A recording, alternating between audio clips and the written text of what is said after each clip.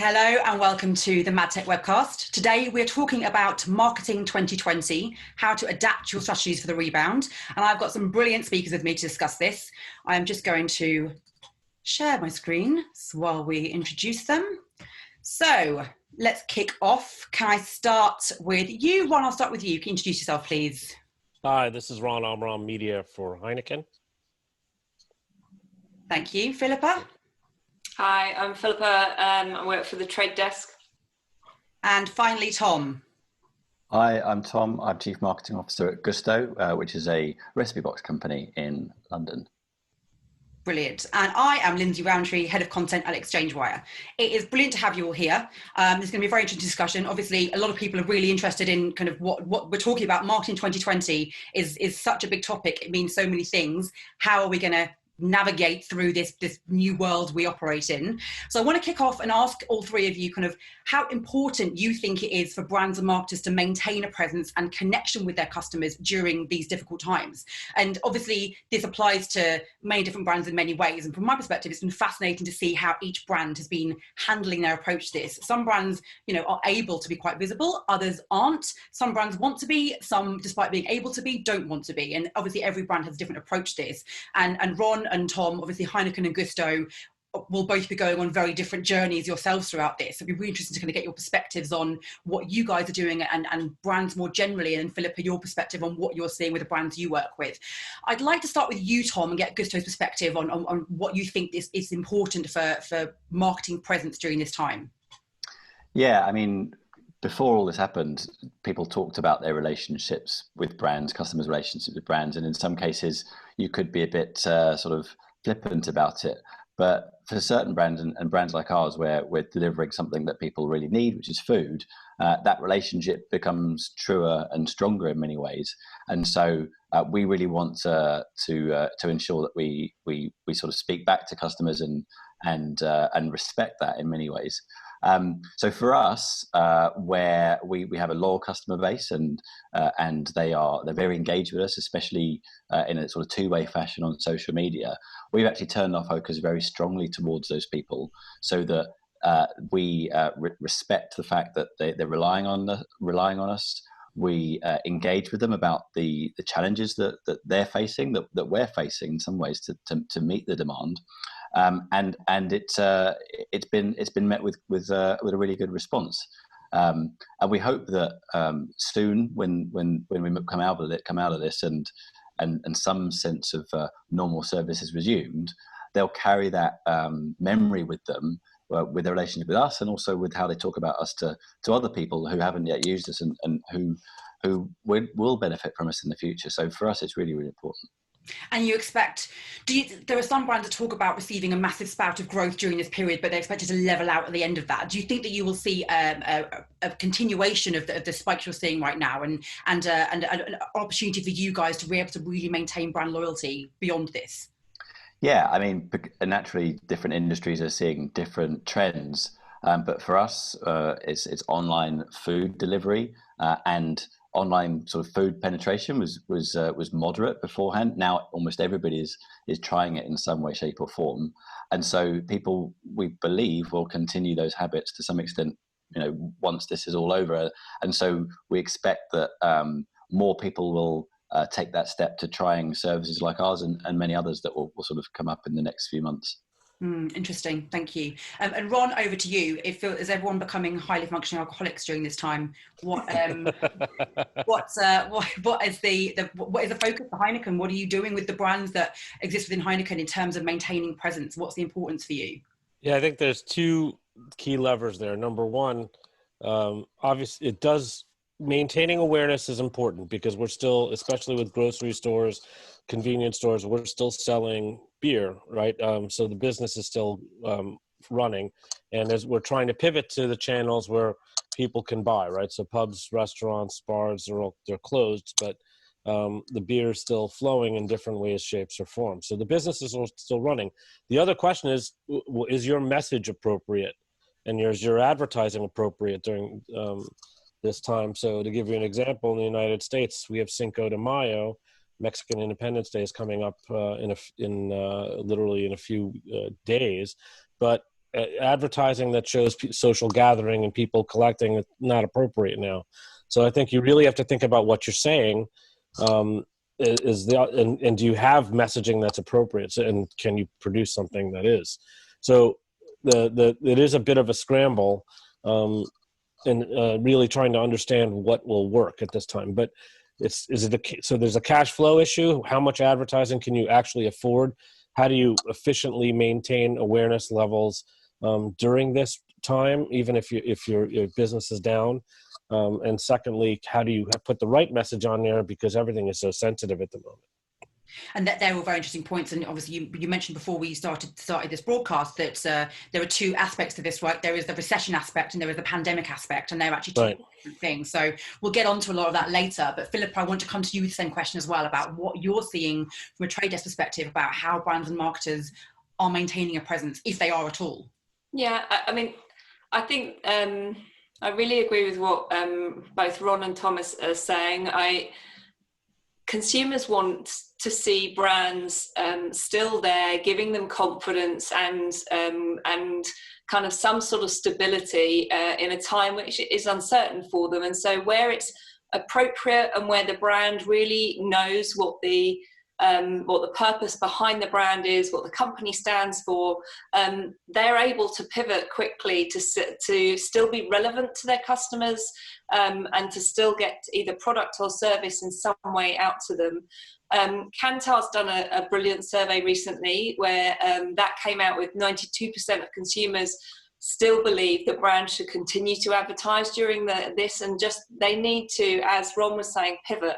So where your audiences aren't, don't use that medium to try and talk to them, because they're not going to listen. But where they are, so if they're not on the tube stations, if they're not like kind of out of home, but they are watching, which we know they are, like kind of much more connected television, like kind of they're really engaging with platforms like Netflix and stuff, then use those mediums to kind of still give them reassurance that your brand is still there for them. And there's a lot to be said for brand visibility during this time, and we've talked a lot in various different forums about the global financial crisis in 2008, and how there's a lot of talk about how brands that remained visible during that time were the ones that really came through the other side successfully and were able to maintain their presence beyond that. Do we think the same logic applies to this? And this comes back to your point, Ron, about this being a recession versus a pandemic, and what the strategies are for each of them and how you would combine that. Actually, are we talking about we talked earlier about the fact there are many brands that aren't able to be visible during this? Does that mean that if they aren't able to be visible, they will have no recourse to come out the other side of this? And is it only brands that are visible that will survive this? Philippa, I'll stay on you for this one. Yeah, I mean, I think, no, it's not only the companies that kind of are able to weather the storm and stay front of mind by marketing spend. I think that's hard for some companies to do at the moment, but there is definitely evidence in previous years, and I think it was in the 70s, Toyota was not particularly like kind of high up on their sales compared to VW in the US, and through that recession managed to be front of mind and front of heart for customers going forward, like kind of, and they managed to become the top imported car manufacturer for the US during that time, which is kind of unheard of. But the biggest differentiator was they did continue to spend, and they did show relevant messages of why you would make a choice over like kind of another brand for Toyota. In the 90s, I think the most famous one was Pizza Hut overtook McDonald's, like absolutely unheard of, but they, figured out how they could be relevant to their customers. They worked on really smart promotions, and they increased their sales like during that period by 61 or 62%, far outreaching like kind of McDonald's. So I think there is plenty of evidence that we can look to say, brands are able to pivot. They don't have to spend the same amount of money, but they can be really smart about how they show up for customers, and customers will remember that. And I think that's what makes them weather the storm. Interesting. And Ron, what's your perspective on this, whether actually we should be spending to maintain our visibility, or there's a time for us to be able to take a step back, realize we're in a completely unique situation certainly in our lifetimes, and pull back and work out what the strategy is for the other side of this?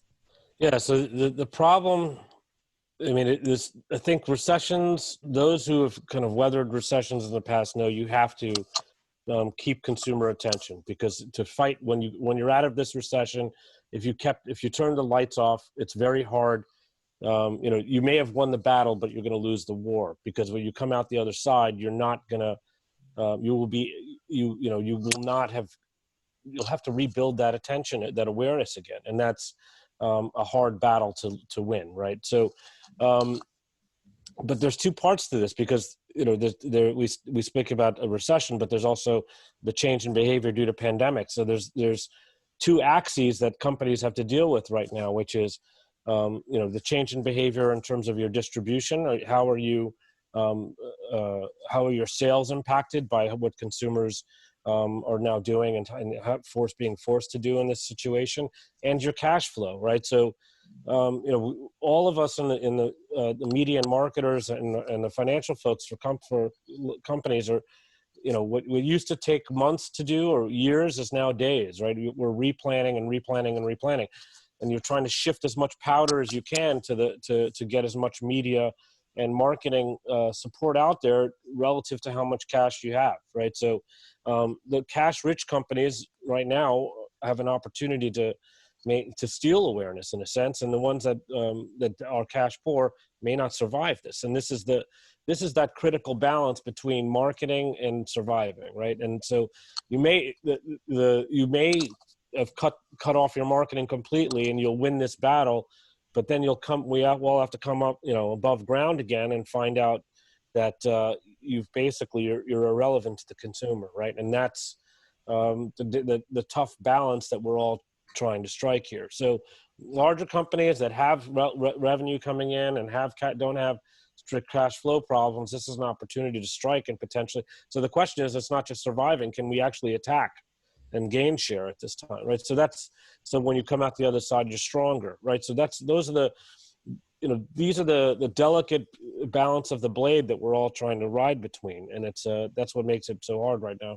And we're all continuously replanning to try and make sure that we strike that balance, as maintain profitability, keep your bottom line profitability as high as you can, and during a time when you're losing sales, so that when you come out of this, and we don't know how we come out of this, because it's going to be probably several stages of recovery until there is a vaccine. So all of these things weigh into the business planning, that you're thinking, all right, we really have to do 12 to 18 month plans now that assume different stages of recovery. It's a complex equation. The long story short is, I think everyone believes that you have to keep the lights on, right? But there's other, you can't just literally say this amount of money we're going to keep in marketing.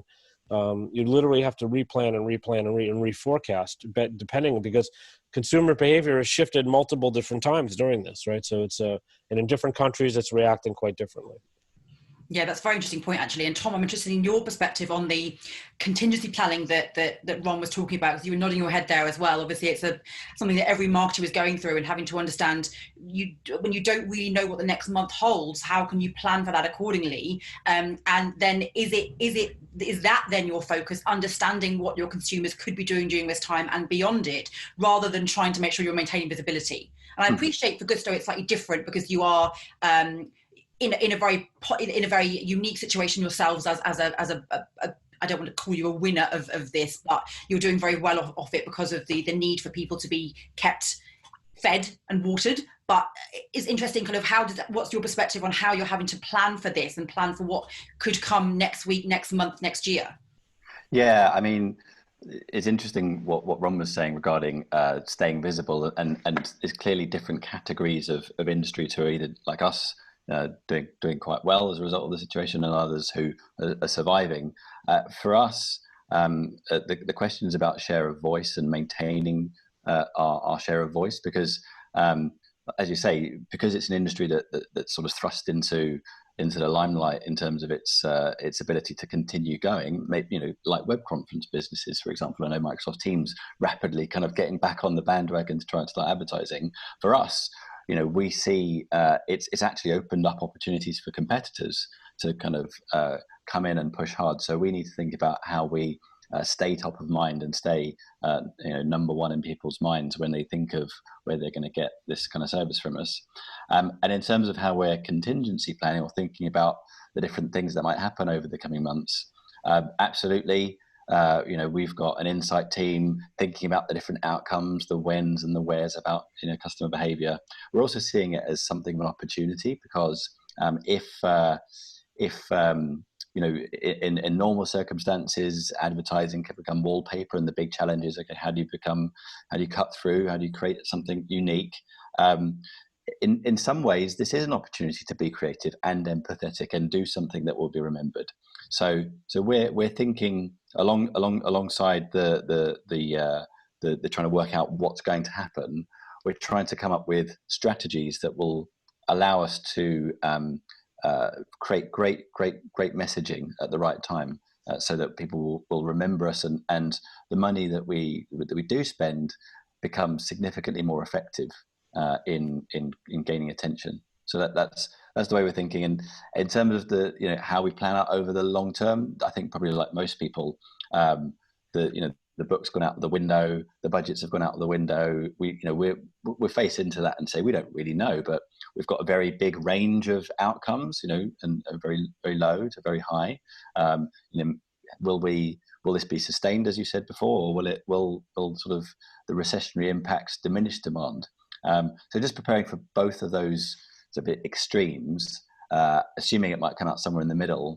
But essentially being quite agile and being able to take rapid decisions when we need to, and taking some risks as well. So being prepared to invest, because as you say, we're in the fortunate position that we are able to take those risks and invest and hopefully be successful as a result.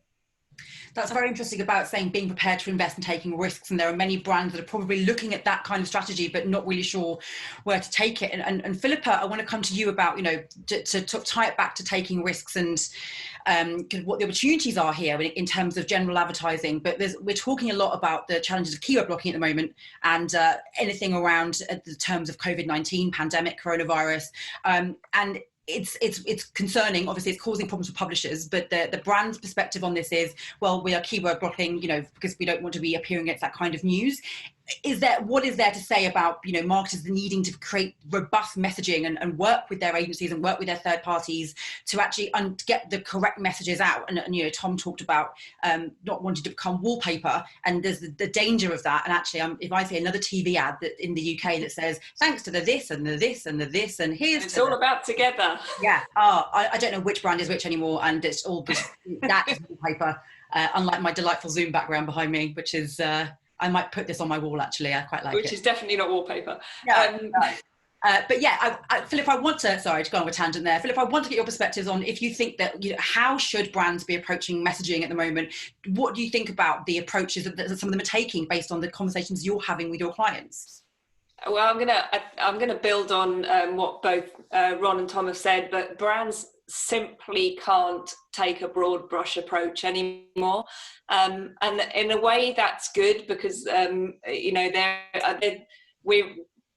all of us in marketing have had days where we've probably been a little bit lazy and a little bit like kind of, I'll just get on with it. But from the data that we're seeing and at the trade desk, all the kind of customers and partners that we're working with, and I think it was something Ron said very articulately, like, people are changing their behaviors. Your customers are pivoting and changing their behaviors immediately. And so Tom, at the moment, his company and brand is benefiting in a way from that, although I'm sure it's just as hard for you to like kind of change as quickly to reflect those behaviors. But more and more people are kind of engaging with connected TV. More and more people are engaging with their mobile phones and like using their mobile phones to access information. And I think that's like kind of about 23% more people are looking and engaging with that kind of television content or content around it.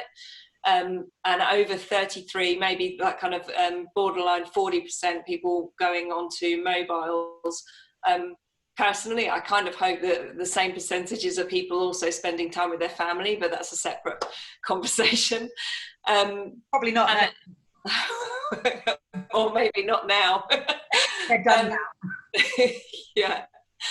And I think there are plenty of really helpful sources of information and positive news that is being shared that you wouldn't want to block. And so it's kind of even more important for companies to work and for brands to work with people like the trade desk, who can help them direct their advertising and make sure that they're going where their audiences are, and taking the right messages to those audiences in the right ways, so that they're staying relevant, and as we said before, so that they're still front of mind. But then there's less waste, because like kind of every dollar you spend now is like being scrutinized, and it's really important, or euro, or like kind of pound, or whatever it is.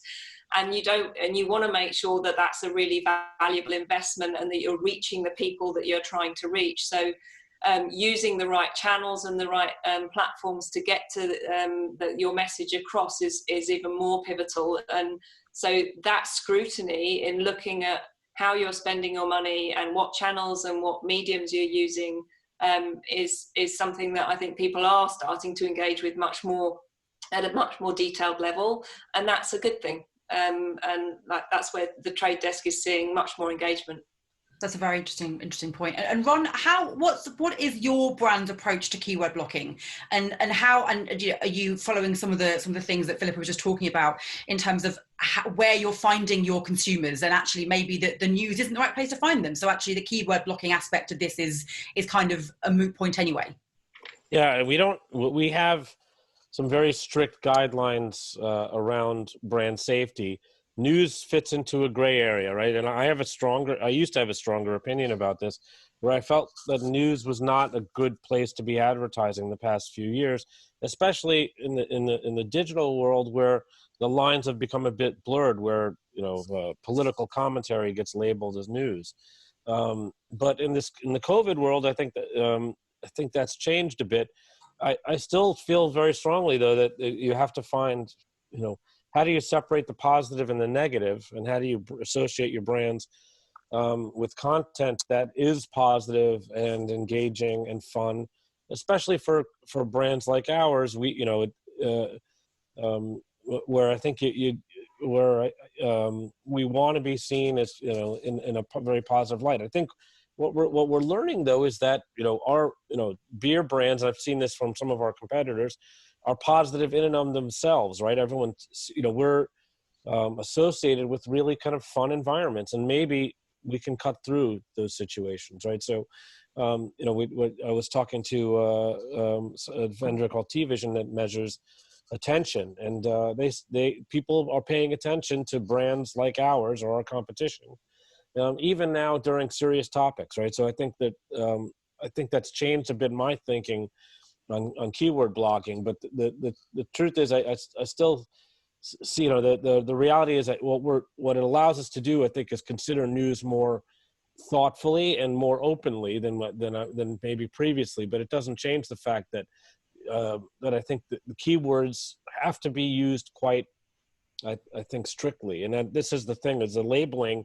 aspect of it is still, I don't think is mature yet. It's not done in a very strong way. And that's what when in the digital world, that's what's holding this back a bit, is that labeling and the keyword association with content is still done quite subjectively. That's interesting. I want to kind of go more ethereal now and look at kind of a higher level approach. And Tom, I want to come to you with this first and ask about, given the fact that you're CMO at Gousto, ask about kind of what leadership at the moment means to you, and the importance of showing leadership during these challenging times, and how you are approaching it from a marketing perspective, but also from a general business and corporate culture perspective, and how you think the marketers and advertisers should be approaching this challenge, because arguably leadership is such a vital part of this, where everyone's in turmoil. We've talked about nobody knows what could happen the next hour, day, week, month. How important is leadership in all of this? Well, yeah, clearly incredibly important. And I suppose that I think about it on different levels, as you say.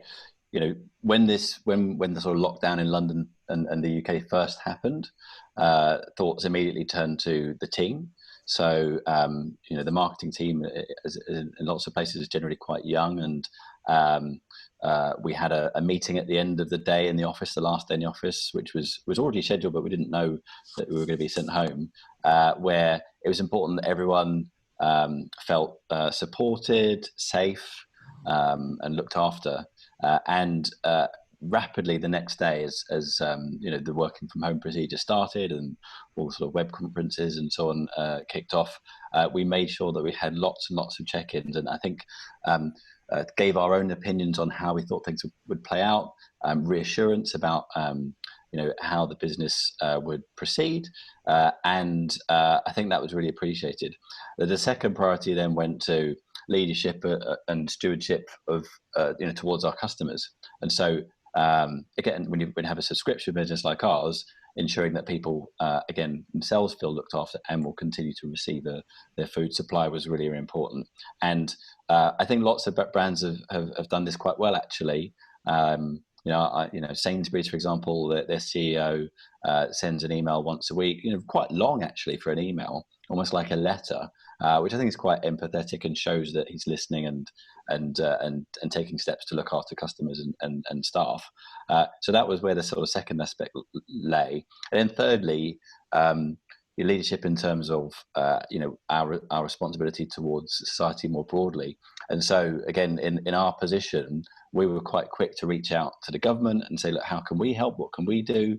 Can we help supply food to vulnerable people? We tried to sort of get involved with that particular database of customers who needed it. We and certainly members of our team have independently taken it upon themselves to try and create other solutions. So our tech team, for example, built an app which we call Food Finder to let people know, if they put in their postcode, where they can find local butcheries, greengrocers and so on delivering to them. So I think it kind of went through all those different levels as it all kind of kicked off a few weeks ago.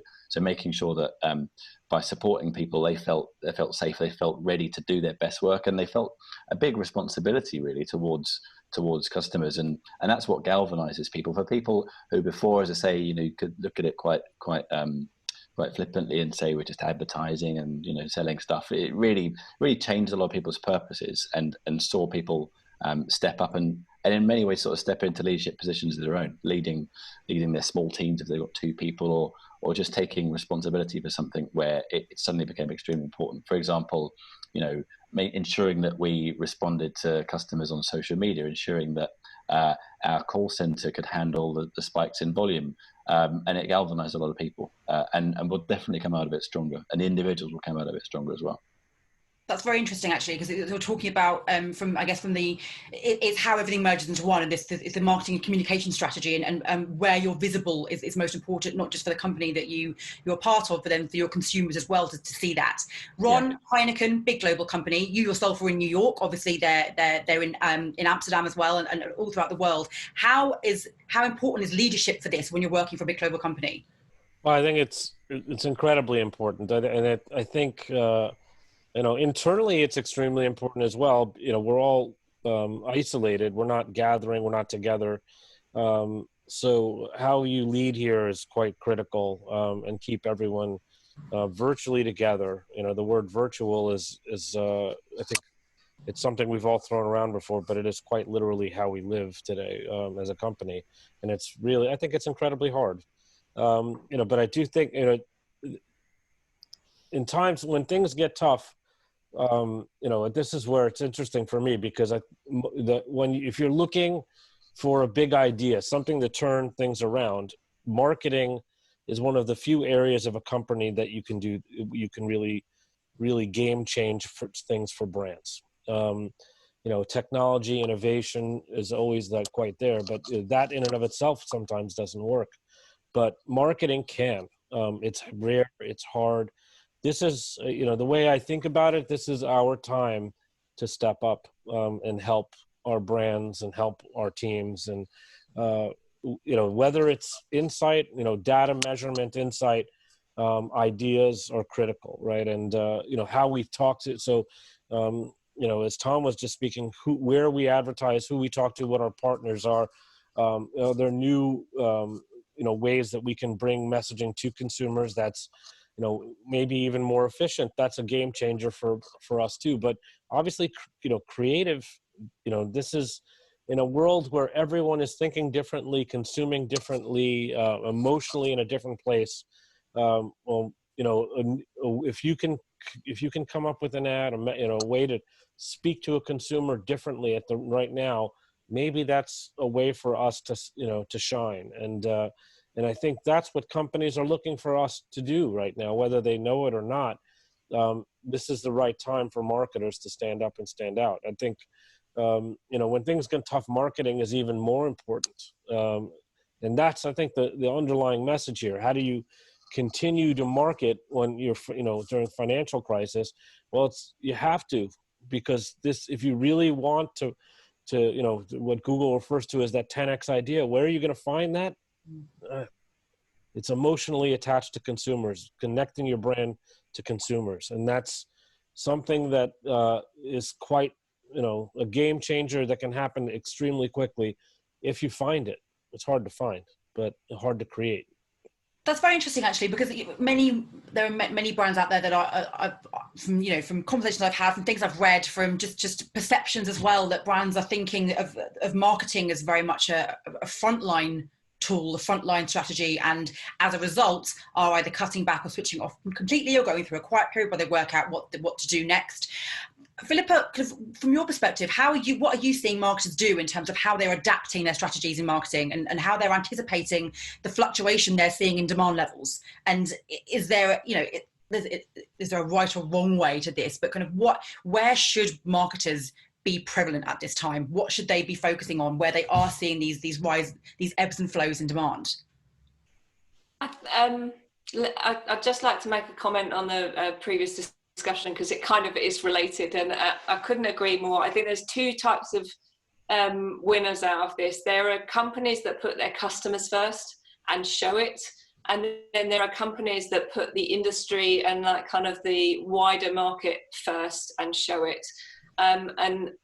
Yes, I dearly hope that companies like Tom's spoken about, and I know that our CEO Jeff has done the same, is make sure your employees are safe, make sure they're in a place where they are feeling like they can still be constructive and they can still do something, but then move them quickly on to those two priorities. How can you show up to your customers, and how can you pivot to make sure that you're relevant and you can still give them service, and how can you combine what is needed from a humanitarian perspective in line with your business. And the reason why this is relevant then to the question you asked, I think, is because companies that are showing up really well now are the ones that have pivoted and have stayed very true to their purpose, but then they've also said, how can we help?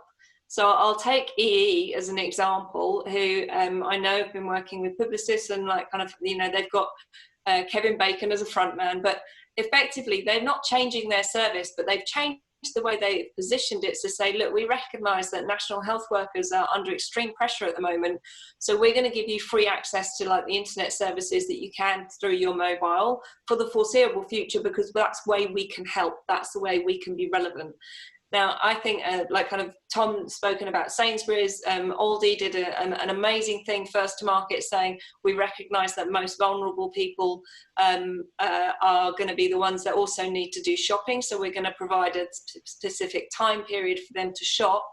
And they came out with that first, and they clearly had showed that they've done all the background work, they've made sure their staff are okay, they've made sure their business is okay, and then they've almost gone straight to, how can we be generous with what we do as a company to make a difference to people's lives? And I think that pivot can't come without having done all of those other steps in the first place. So I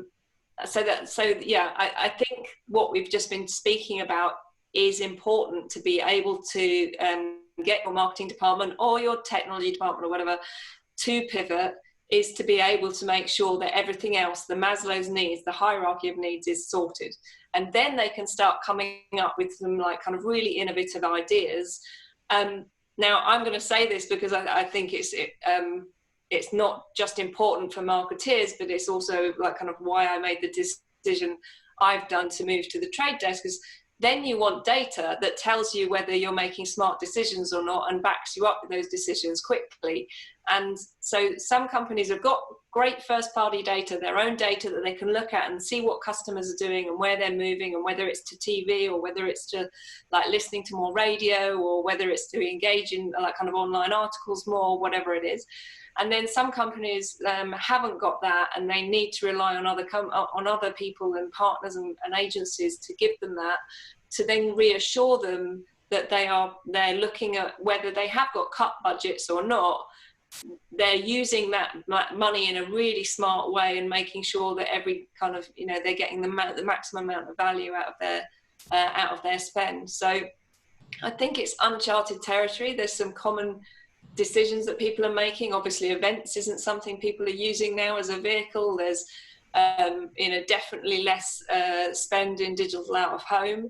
I thought what was surprising from the news this morning in terms of Google's earnings and stuff is that people are still spending a lot on search, but not surprising is people have like pulled back on what they're spending in terms of social media for the things that, you know, for the reasons we've discussed. There's a concern around brand safety. There's a concern around what's fake news and what's not. Like, so I think there are some common sense things that kind of agencies and brands are doing. But I think what really drives the innovation is when they start focusing around what can we do for our customers, what can we do for society that's within our purpose. Interesting. And you talk about the making sure that everyone has the Maslow's hierarchy of needs, the hygiene factors sorted first before they then go into anything else. But do you see an opportunity for a lot of brands to be testing out new strategies, to be looking at innovation? Is now the time for brands to be going at it while things are having to happen very, very quickly? Is now the time to be looking at that digital transformation piece that brands have been looking at for a long, long time? Is now the time to be trialing new channels and you know, sort of like audio or in-app, obviously maybe not out of home at the moment, but with in-app, you know, gaming in particular, where obviously all audiences are flocking to at the moment, massive opportunity there for brands that don't understand it. Definitely, I think from my personal point of view, it's time for those, oh, shall I try it or shall I not, which tend to be smaller amounts of spend anyway that you like kind of would put aside for those types of trials. It's definitely time to do that because that's where the consumers are and that's where the audience are, but so why wouldn't you? So it kind of, I would say it's almost like, if you can afford and if you have the budgets, I would definitely be diverting them towards like in-gaming, towards connected television, as and when we start coming out of this, like more digital out of home so that your whole digital journey is connected. Why wouldn't you? It would be the right time to try it and do it in a way where you've got time to learn from the data that you're gleaning from it. There's also an argument that out of home, while it hasn't got the scale at the moment, it does have the targetability aspect because there are still people going outside and you have a much better idea of what they're doing when they go outside and kind of where they're from in the first place and what their journey looks like. So actually, out of home could be the new one-to-one medium. Who knew? But Tom, I want to come to you with a similar sort of question because you mentioned risk taking earlier, and I want to understand from you kind of are you looking at this time as an opportunity to be testing new strategies, testing new tools, technology even, and looking at maybe digital transformation? Obviously, you are a digital company already, so maybe you're already way ahead versus many legacy brands on that front. But is this an opportunity for you to try new things that you wouldn't have dared go near in the past? Yeah, absolutely. For a number of reasons. One is that it's a new situation, so that means new consumer insight, new challenges, new responses.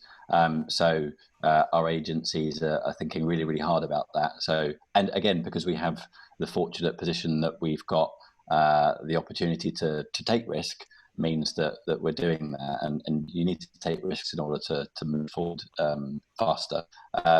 So definitely trying new things creatively.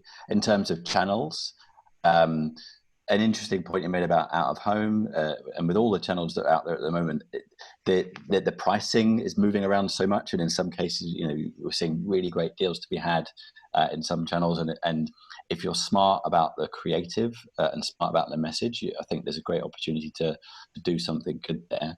So we're looking into that, and also because, and we haven't spoken about it, but because we're a physical delivery company and we're at capacity at the moment, it's interesting because it means that teams that might normally have been doing everything they can to drive more sales and drive more volume now don't need to do that, and so they've got this moment to do other things and spend the time going back and fixing stuff on the website, improving our SEO, thinking about things that we can do to address our branding across the different platforms that we've got. It's a great time to be fixing the roof, I suppose, while all this is going on. So there definitely are opportunities for people to shift their focus in what they're doing at the moment.